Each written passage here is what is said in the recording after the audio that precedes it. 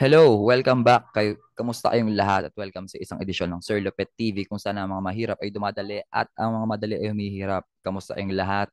It's good to be back. So, simulan na natin yung mga panibagong series ng video lessons, video tutorials dito sa ating channel. And bago tayo magsimula, kung pwede lang, no, at nag-enjoy ka naman at marami kang natututunan sa mga videos natin, no, please do subscribing dito sa ating channel kasi napansin ko marami sa mga nanonood dito sa ating channel ay hindi nakasubscribe. So, sayang naman, di ba? So, bilang suporta nyo na rin at malaking tulong yan sa ating channel, please do subscribing and wala namang bayad yan, libre naman. And paki-ring na rin yung notification bell. Click nyo na rin yan para updated kayo sa mga susunod pa nating videos. Siyempre sa general mathematics, sa mga fundamentals ng mathematics, sa pre-calculus, at marami pang iba. Okay? So, basta mathematics and kung meron kayong mga suggestions, no, ilagay nyo lang yan sa ating comment section. And kung may mga tanong kayo, no, pwede nyo ring ilagay sa comment section natin yan. So, again, paki-like yung ating video and then do subscribing dito sa ating channel and share mo sa mga classmate mo na may mga tanong. Ayan. Sabihin mo, manood ka dun sa Sir Lupet TV. Okay, so ngayon, isa sa i-discuss natin sa ating pagbabalik ay itong tinatawag natin na operations with integers, no? Sa experience ko ng pagtuturo, ito yung karaniwan na problema ng mga estudyante, lalo na kapag tumungtong na ng senior high school, grade 11, regardless kung anong strand man yan. Yan man ay gas, TVL, UMS, STEM, or ABM, no? Problema itong integers. So, ano ba yung integers? So, actually, junior high school pa lang pinag-aralan na yan. Siguro yata as early as grade 6 tinuturo na yan. So, pag sinabi nating integers, yan yung mga signed numbers, no? Pag sinabi nating signed numbers, yan yung mga numbers na nasa number line na kung saan merong positive or negative kang makikita sa unahan nila. Okay? Now, for as a general rule, kapag positive yung mga numbers, hindi na tayo naglalagay ng positive, no? Pero kapag negative, naglalagay tayo ng negative sign. Okay? Now, syempre, meron tayong apat na fundamental operations na tinuro sa atin bata pa lang tayo, no? So, addition, syempre nag-a-add tayo diyan. Subtraction, nagsusubtract tayo. Multiplication, nagmo-multiply tayo, and then division, nagdi-divide tayo. O, di ba? Ganun lang 'yon. So, sisimulan natin sa addition. Okay? So, operations with integers, addition. So, pwede na natin i-discuss din dito yung mga ilan sa mga laws of integers.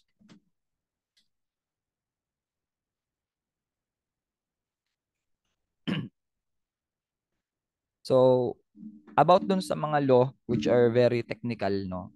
Pwede nyo namang makita or mapanood yon sa mga ibang videos. So, dito, didiretso na tayo sa mga examples para naman maging maging worthy yung time na ilalaan mo dito sa panonood. Okay? So, sa addition, so basically kapag nag-a-add tayo, ganito lang naman yung gagawin. Kapag parehong positive yung dalawang number, like for example, 5 plus 2. Eh, di ba? So, basic na yan. 5 plus 2, 7 yan. Okay? So, yan yung nakasanayan natin na, magka-positive. Okay. So, 7 yung sagot. 5 plus 2.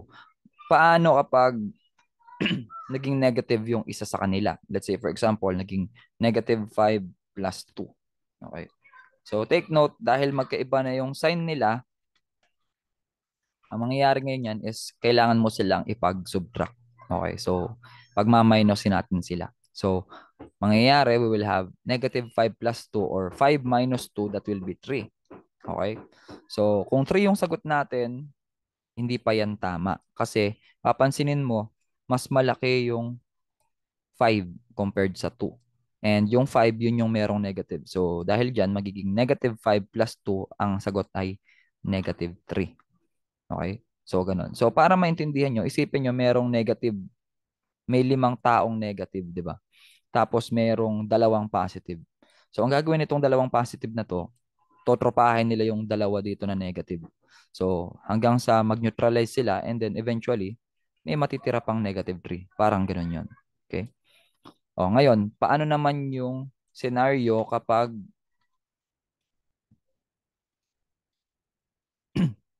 paano naman yung scenario kapag ganito? Halimbawa, 5 plus negative 2. Okay? So, lagyan natin ng parenthesis para mahiwalay natin yung negative. Okay? So, paano naman yan kapag 5 plus negative 2? Okay, so titignan nyo pa lang dito, meron ng dalawang magkasunod na magkaiba na sign.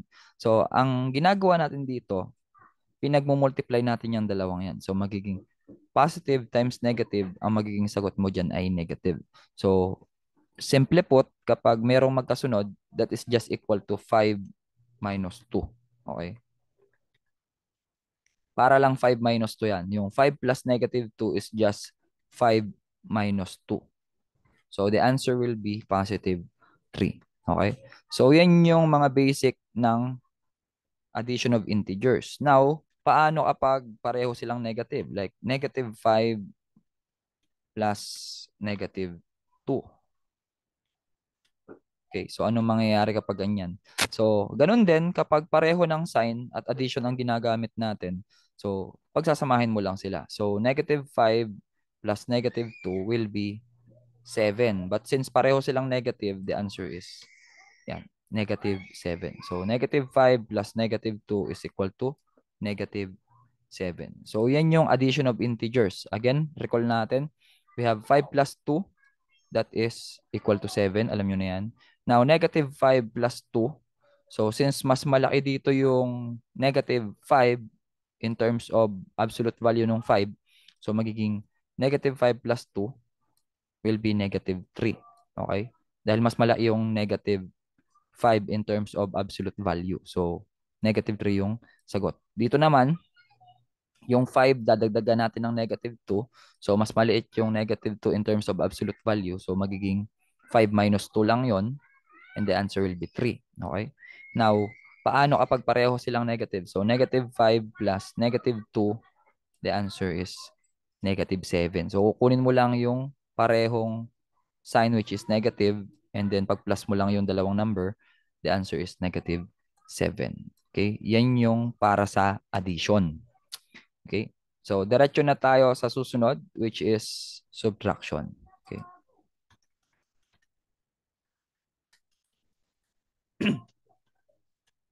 So, kapag subtraction naman, meron tayong mga changes na gagawin. Okay?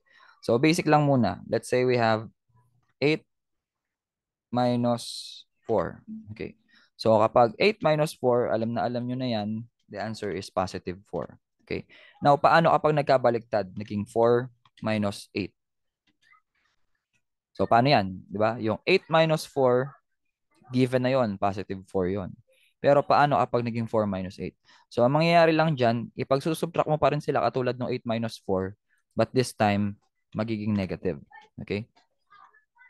Dito kasi, mas malaki yung 8 and then maminusan mo siya ng 4. So, hanggat hindi nagzi-zero, pababa yung sagot, positive pa rin yun.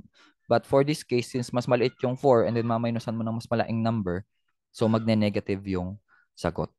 Okay? So, 4 minus 8 is negative 4. Now, paano kapag halimbawa 8 minus negative 4? Okay? So, paano naman yan? So, dito, let's make it a rule na kapag merong dalawang magkasunod na negative, yan ay nagiging positive. So, magiging 8 plus 4. Okay? So, magiging 8 minus negative 4. So, by using our rule, yung negative na magkasunod, gagawin mo na yung positive. So, that will be 8 plus 4. General rule na yan. So, magiging 12. Okay? Now, paano naman kapag negative number yung nauuna? Okay? Maraming mga cases kasi dito. Like for example, negative 8 minus positive 4. So, paano kapag negative 8 minus, negative 8 minus positive 4. So, ang general rule naman na gagawin natin dyan, kapag merong dalawang negative na magkasunod, yung sagot ay automatically negative. Okay? And then, ang gagawin mo lang is ipagpa-plus mo lang yung dalawang number. So, the answer will be negative 12. Yan. So, kung gusto niyo ma-confirm, no, you can use your calculator. Pero, let's make it a rule na kapag may dalawang negative na magkasunod, Yan, yung sagot will be negative. And then, pagpa-plus mo lang yung dalawang number. So, that's 8 and 4. Okay? Now, marami nga talaga mga cases to. Paano naman kapag negative 8 minus negative 4? Yan, di ba? Paano kapag ganyan? Negative 8, tapos maminusan mo ng negative 4. So, by using our rule, pwede muna nating i-copy itong negative 8. And then, followed by yung ruling natin kanina, kapag may dalawang negative na magkasunod, ginagawa nating positive yan. So, that will be plus 4. And then, ngayong naging plus 4 na siya, pwede ka nang mag-add. So, negative 8 plus 4. So, anong mangyayari sa negative 8 plus 4? Since mas malaki yung negative 8 in terms of absolute value, so magiging negative 4.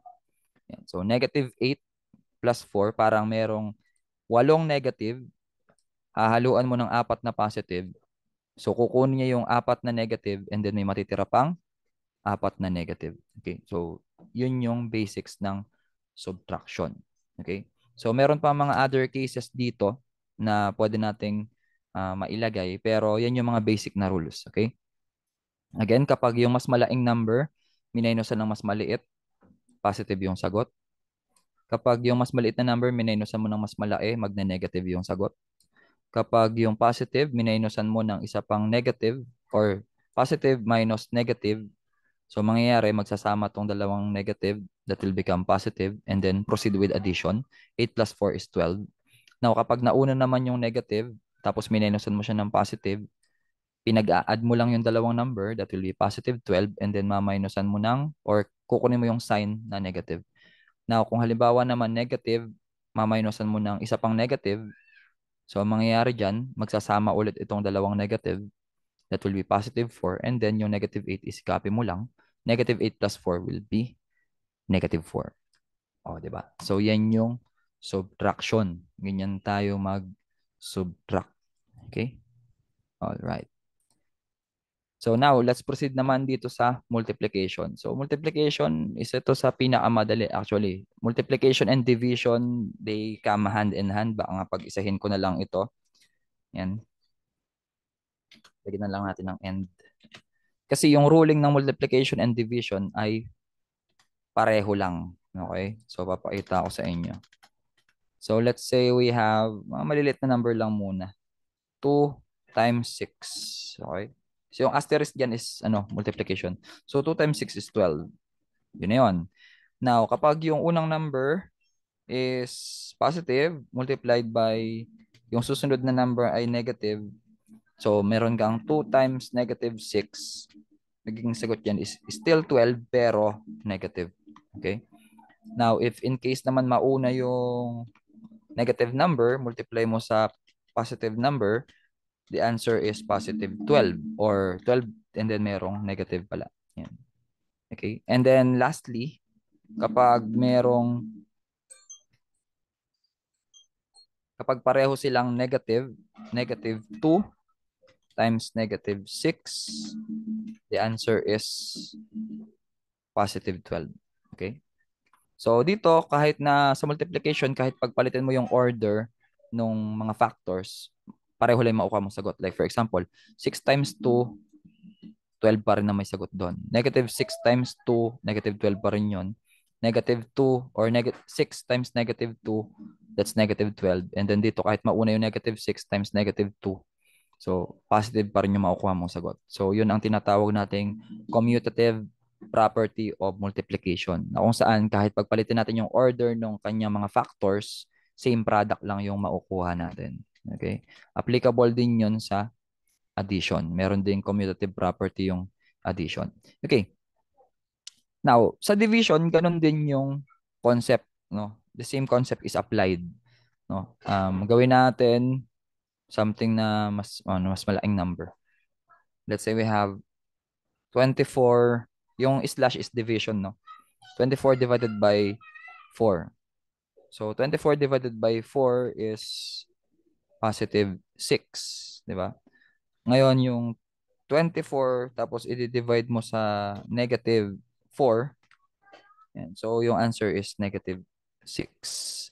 Di ba? So, mapapansin mo kapag pinag-multiply natin itong dalawa, negative 4 times negative 6, magiging positive 24 yung sagot. Di ba? So, para siyang reverse ng bawat isa.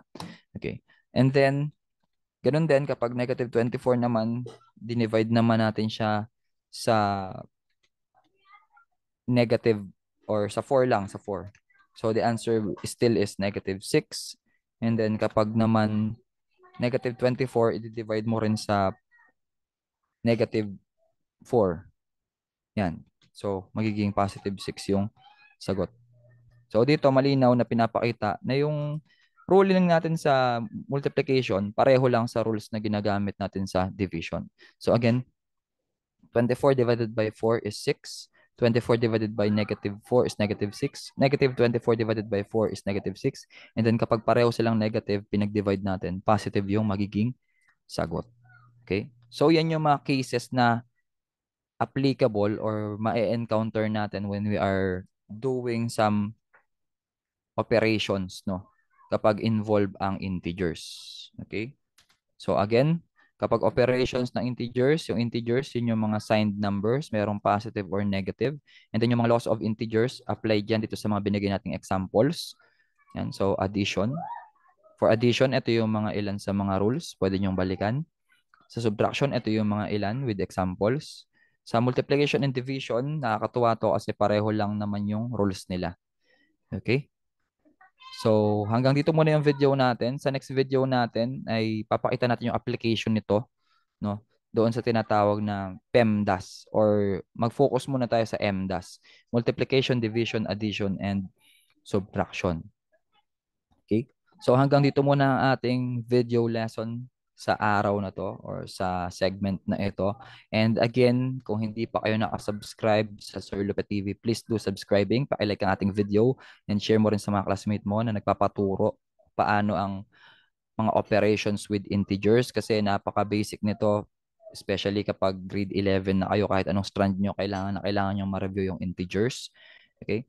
So hanggang dito muna and inuulit ko mag-subscribe kayo kung nag-enjoy kayo, kung may naiintindihan kayo, mag-subscribe kayo kasi malaking tulong yan para sa ating channel. So hanggang dito muna. Maraming salamat. This is Sir Lupet na nagsasabi na sa bawat problema merong solusyon, dapat tayo ang maging solusyon para iwas konsumisyon. Muntik ko na makalimutan. Maraming salamat. Ingat nasan ka man. God bless you and goodbye for now.